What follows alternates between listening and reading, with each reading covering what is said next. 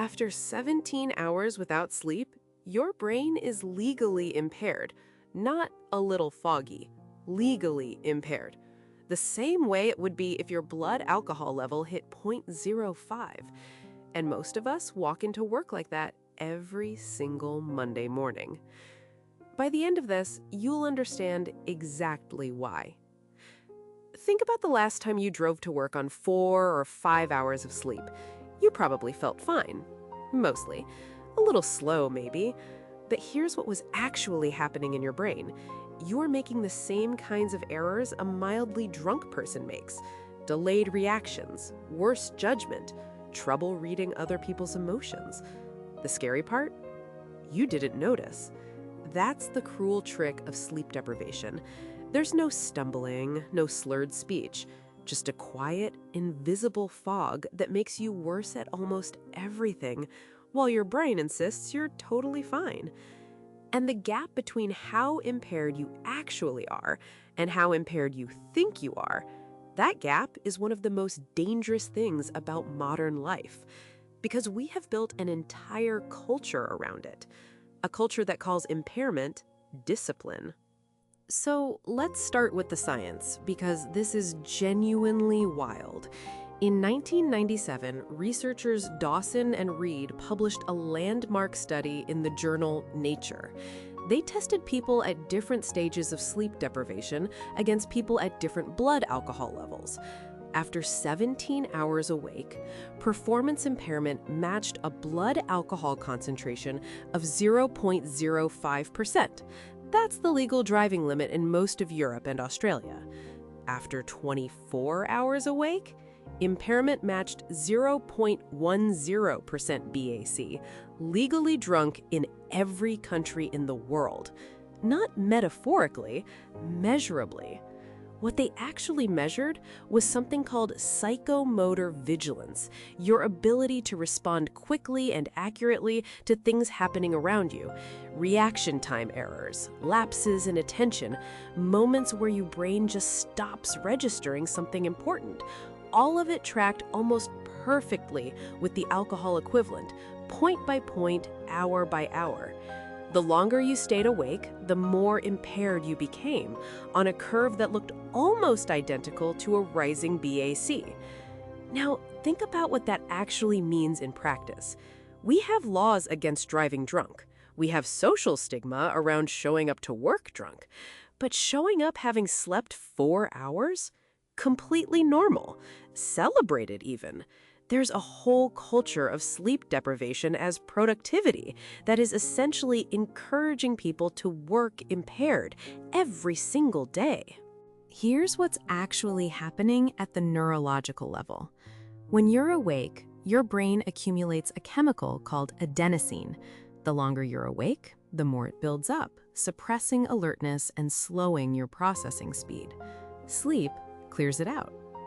But without enough sleep, your prefrontal cortex, the part that handles judgment, impulse control, and self-awareness, starts going offline first, which means the part of your brain that would notice you're impaired is the exact part that stops working.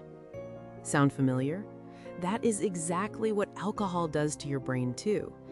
And here's the thing that really gets me. The people in the study who slept the least were also the worst at judging how impaired they were. They felt fine. The drunk brain and the sleepy brain share the exact same blind spot. But here's what most people get wrong. They think this is a story about extreme sleep deprivation.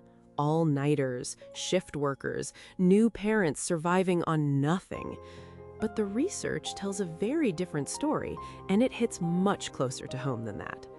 Dr. David Dingus and his team at the University of Pennsylvania ran participants on 6 hours of sleep per night for 2 weeks. Not zero sleep, 6 hours, what most of us would call getting by. By the end of those 2 weeks, their cognitive performance had deteriorated to the level of someone who had been awake for 24 hours straight. And here's the most disturbing part of the Dingus study. By the end, the participants had stopped noticing their own decline. Day by day, they kept rating themselves as only slightly sleepy, while their objective test scores fell through the floor. Their self-awareness had flatlined. Meanwhile, the CDC found that more than 1 in 3 American adults regularly gets less than 7 hours of sleep. A third of the country is walking around measurably impaired, confident they're fine. And the tasks that deteriorate first with sleep loss are the ones we consider highest value. Creative problem solving, emotional regulation, reading social cues accurately, making judgment calls under uncertainty. All of it degrades with sleep loss in almost exactly the same way it degrades with alcohol. The work you care most about is the first thing sleep deprivation takes from you. Brain imaging studies show reduced activity in the prefrontal cortex and heightened reactivity in the amygdala after chronic short sleep, exactly the same pattern seen with alcohol intoxication. More emotional, less rational. More reactive, less measured. The fingerprints on your brain are nearly identical whether you had 3 drinks or 3 too few hours of sleep. You can get chronically drunk on 6 hours of sleep a night, and your brain will not warn you. That is not a metaphor. That is the data.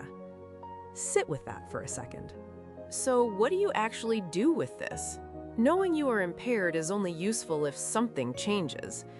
The first shift I want you to make is mental.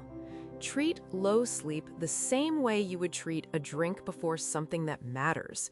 That is not being precious about rest. That is accurate calibration.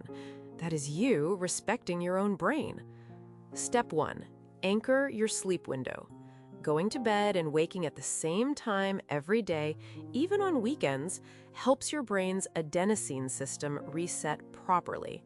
Neuroscientist Matthew Walker at UC Berkeley calls this your sleep anchor. Regularity matters almost as much as duration. Step 2. Use the 20-minute nap strategically. NASA research found that a 20-minute nap significantly improved both performance and alertness in their pilots. Not 2 hours, 20 minutes, before you hit the deep sleep stages that leave you groggy. Step 3. Stop mistaking caffeine for recovery. Caffeine blocks adenosine receptors, but it does not clear adenosine. When the caffeine wears off, the adenosine is still there, waiting. That's why your 4th coffee of the day stops working. You don't need more coffee. You need the thing only sleep can provide. Warm, thoughtful, conversational. Like a wise friend explaining something fascinating about the human mind. Measured pace. Pause slightly before key revelations. Compassionate, but never patronizing. Matthew Walker, neuroscientist at UC Berkeley and author of Why We Sleep, describes sleep as the single most effective thing we can do to reset our brain and body health each day. And I keep coming back to that word, reset, because every night your brain is offering you a reset, a full clearing of the adenosine, a full restore of the prefrontal cortex. The question is whether you're taking it. Remember where we started? 17 hours awake. Same impairment as 0.05 BAC. Here's the reframe I want you to carry out of this. We do not have a productivity culture. We have an impairment culture, one that rewards people for operating their brains like a vehicle with a flat tire and calls it discipline.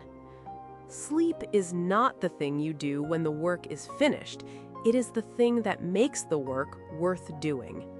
Start listening to your brain.